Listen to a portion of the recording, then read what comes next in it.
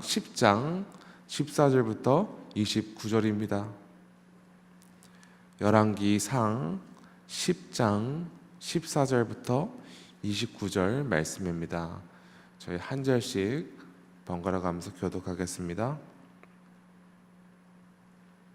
열왕기상 10장 14절부터 29절입니다. 솔로몬의 세입금의 무게가 금 666달란트요 그 외에 또 상인들과 무역하는 객상과 아라비아의 모든 왕들과 나라의 고관들에게서도 가져온지라. 솔로몬 왕이 쳐서 느린 금으로 큰 방패 200개를 만들었으니 매 방패에 든 금이 600세겔이며 또 쳐서 느린 금으로 작은 방패 300개를 만들었으니 매 방패에 든 금이 3만회라. 왕이 이것들을 레바논 나무궁에 두었더라. 왕이 또 상아로 큰 보좌를 만들고 정금으로 입혔으니 그 보좌에는 6개 층계가 있고 보좌 뒤에 둥근 머리가 있고 앉은 자리 양쪽에는 팔걸이가 있고 팔걸이 곁에는 사자가 하나씩 서 있으며 또 12사자가 있어 그 6층계 좌우편에 서 있으니 어떤 나라에도 이같이 만든 것이 없었더라. 솔로몬 왕이 마시는 그릇은 다 금이요 레바논 나무궁의 그릇들도 다 정금이라. 은기물이 없으니 솔로몬의 시대에 은을 귀히 여기지 아니함은 왕이 바다에 다시스 배들을 두어 히람의 배와 함께 있게 하고 그 다시스 배로 3년에 한 번씩 금과 은과 상아와 원숭이와 공작을 실어 왔음이더라. 솔로몬 왕의 재산과 지혜가 세상의 그 어느 왕보다 큰지라. 온 세상 사람들이 다 하나님께서 솔로몬의 마음에 주신 지혜를 들으며 그의 얼굴을 보기 원하며 그들이 각기 예물을 가지고 왔으니 곧 은그릇과 금그릇과 의복과 갑옷과 향품과 말과 노새라 해마다 그리하였더라. 솔로몬이 병거와 마병을 모으매 병거가 1400대요 마병이 12,000명이라. 병거생에도 두고 예루살렘 왕에게도 두었으며 왕이 예루살렘에서 은을 돌같이 은하게 하고 백향목을 평지에 뽕나무같이 많게 하였더라. 솔로몬의 말들은 애굽에서 들여왔으니 왕의 상인들이 값주고 산 것이며 애굽에서 들여온 병거는 한 대에 은 600세겔이요 말은 한 필에 150세겔이라. 이와 같이 햇사람의 모든 왕과 아람 왕들에게 그것들을 되팔기도 하였더라. 아멘. 하나님의 말씀입니다. 하나님께서는 부와 명예와 오랜 세월 장수하는 것을 구하지 않고 백성들을 잘 다스릴 수 있는 지혜를 간구하였던 솔로몬의 마음을 기쁘게 받으셨습니다. 그래야 하나님께서는 솔로몬이 구한 바와 더불어 그에게 지혜롭고 총명한 마음을 줄 뿐만 아니라 그 어느 왕도 누리지 못한 부귀와 영광까지도 주시겠다고 약속하셨습니다. 그리고 신실하신 하나님께서는 솔로몬과의 약속을 모두 다 지키셨습니다. 오늘 함께 봉독한 본문은 하나님께서 솔로몬이 누리게 하신 엄청난 부와 명성에 대해 기록하고 있습니다.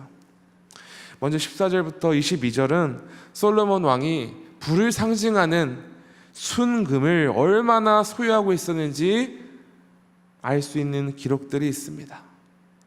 솔로몬에게 해마다 들어오는 세입금이 금 660달란트라 하였고 이 외에도 상인들, 무역하는 객상과 아라비아의 모든 왕들과 나라의 고관들로부터 받는 금이 있었다고 합니다.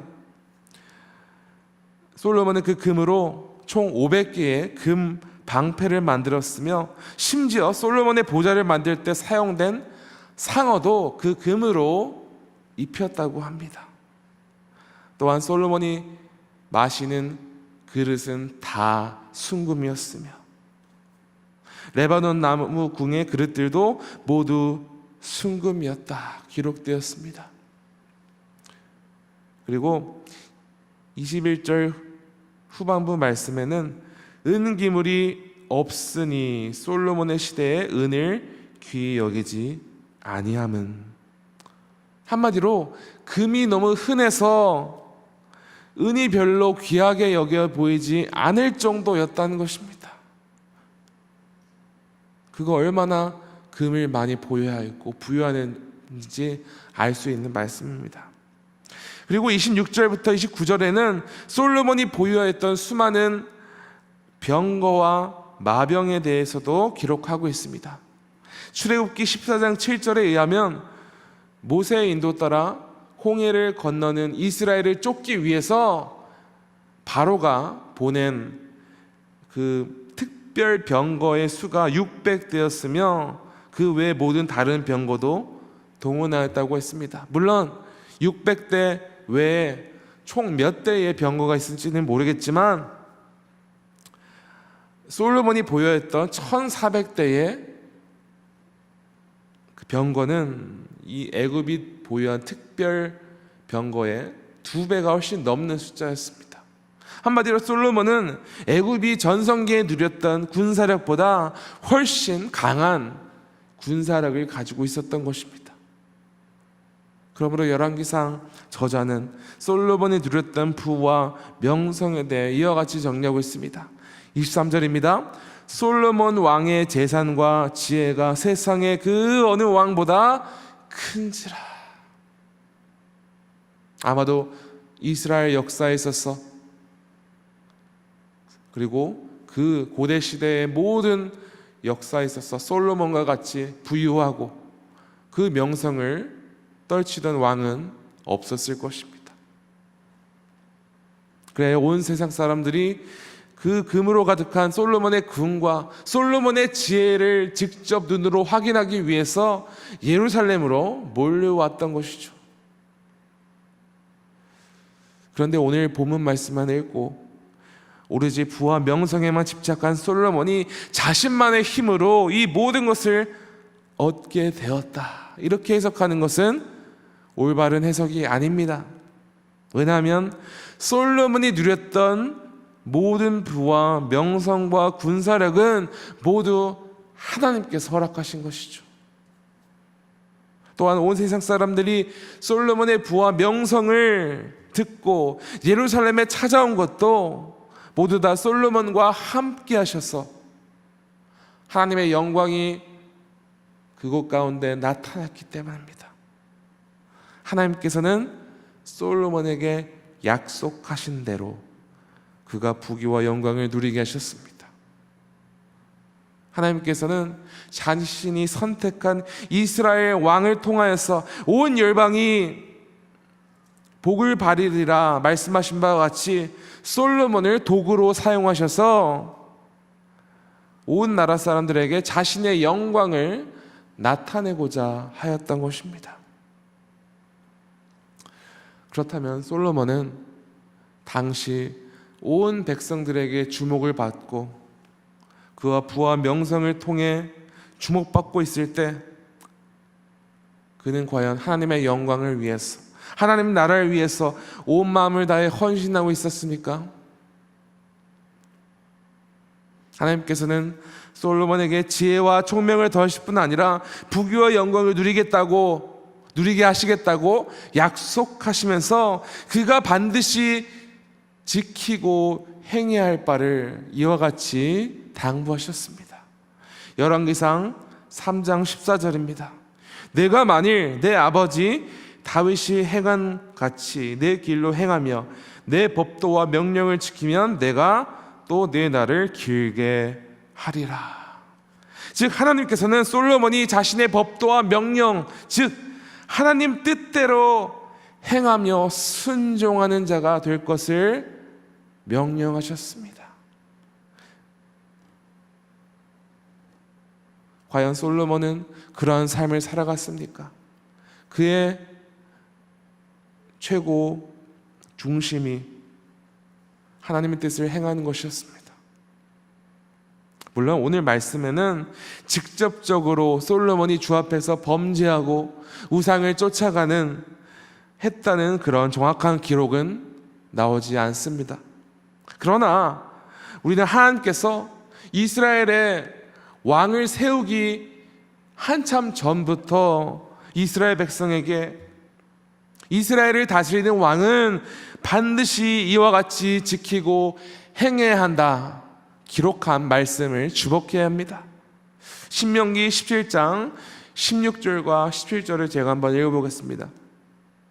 그는 병마를 많이 두지 말 것이요 병마를 많이 얻으려고 그 백성을 애굽으로 돌아가게 하지 말 것이니 이는 여호와께서 너에게 이르시기를 너희가 이후에는 그 길로 다시 돌아가지 말 것이라 하셨음이며 그에게 아내를 많이 두어 그의 마음이 미혹되게 하지 말 것이며 자기를 위하여 은금을 많이 쌓지 말 것이니라. 하나님께서는 이 말씀에서 구체적으로 이스라엘 왕은 병마를 많이 두지 말 것이라 명령하고 있으며 더불어 자신을 위해서 은금을 많이 쌓아두지 말라 구체적으로 명령하고 계십니다. 그런데 놀랍게도 솔로몬은 하나님께서 주신 이 법과 법도와의 정반대의 길로 향하고 있었습니다. 그는 궁 전체를 순금으로 가득 채우는 일에 집중했을 뿐만 아니라 금이 남아 돌아서 그것을 방패로 만들어서 그 방패를 궁 전체에 전시하는 데 사용되었다. 여러분, 방패는 원래 전쟁에 나가서 사용되는 것이 아닙니까? 그런데 이 솔로몬의 시대에는 전쟁이 없었습니다. 그러므로 방패는 그저 금으로 화려하게 덮인 방패는 그저 전시용, 과시용에 불과했던 것이죠.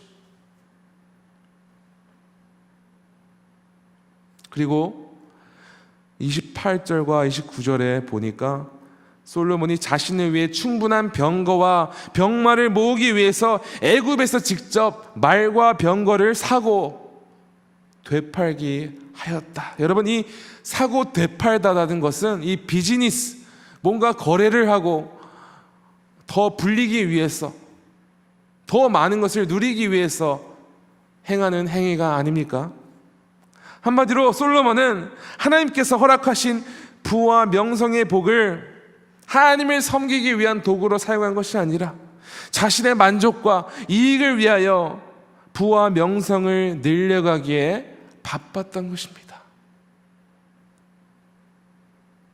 그리고 솔로몬이 하나님의 말씀을 어기면서까지 누린 스스로를 위한 영광은 그가 하나님께 범죄하게 하는 결정적인 원인이 되었습니다.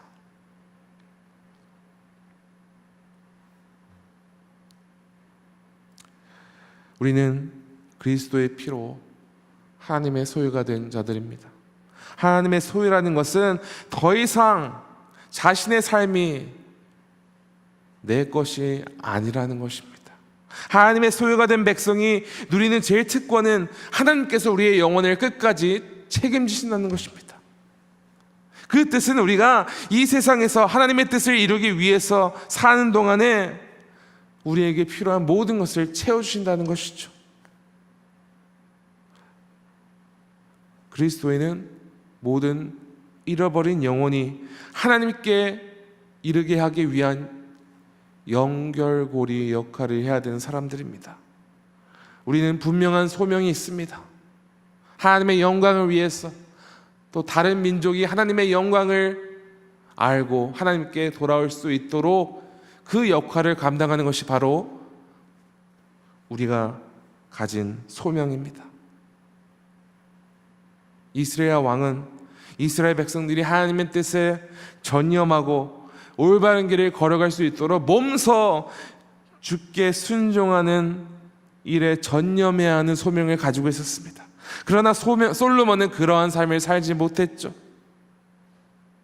여러분, 우리는 솔로몬과 같이 주께서 허락하신 복을 오로지 우리의 만족과 우리의 이익을 위해서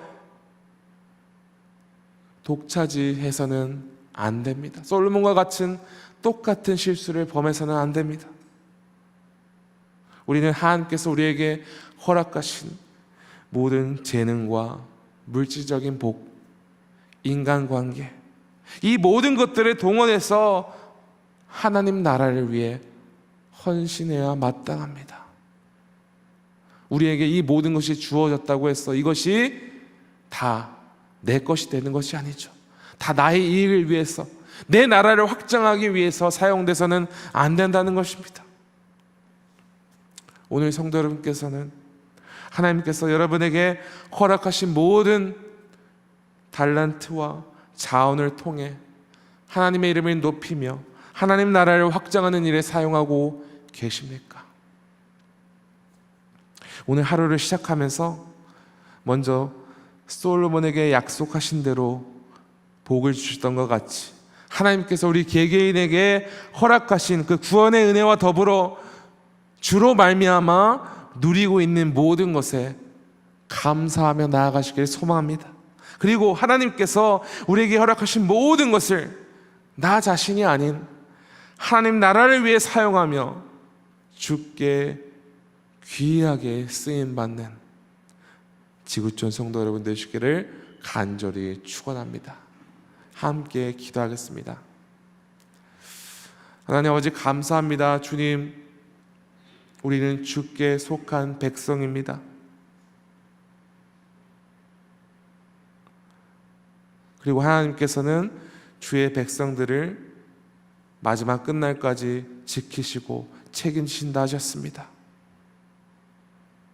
또한 하나님께서 솔로몬에게 지혜와 복과 부와 명성을 허락하신 바와 같이 오늘 우리 삶 속에서도 우리에게 많은 것을 허락하시고 또 우리에게 베푸셨음을 감사합니다. 주님, 그러나 이 모든 것이 다 우리 것이 아니며